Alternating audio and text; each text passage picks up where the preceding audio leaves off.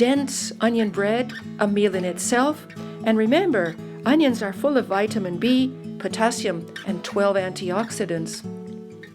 Day 1. Begin with your starter, a 1/4 cup of wheat flour and a 1/4 cup of water. Stir, cover, and let rest overnight at room temperature. Day 2. Stir the starter, cover again, and let rest.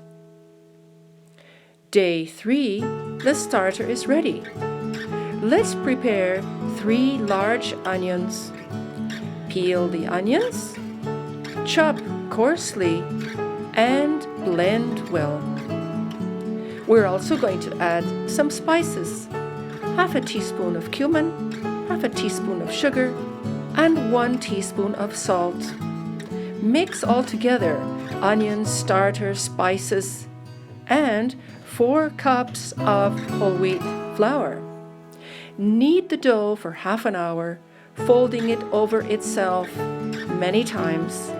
Then make a ball and cover with film. Let it rise for 2.5 hours. Prepare your baking pan.